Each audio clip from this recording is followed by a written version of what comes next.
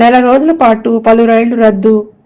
దక్షిణ మధ్య రైల్వే పరిధిలోని కాజీపేట, సిర్పూర్ కాగజ్నగర్ మధ్య రామగుండం నుంచి నడిచే రైళ్లను నెల రోజుల పాటు రద్దు చేసినట్లు అధికారులు తెలిపారు.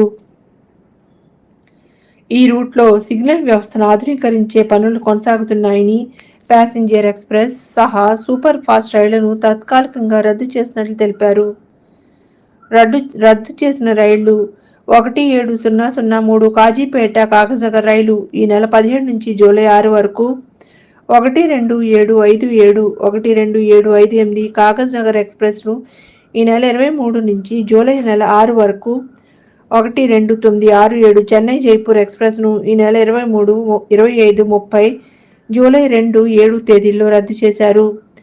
12968 జైపూర్ ఎక్స్ప్రెస్ ఈ నెల 21, 23, 28, 30 జూలై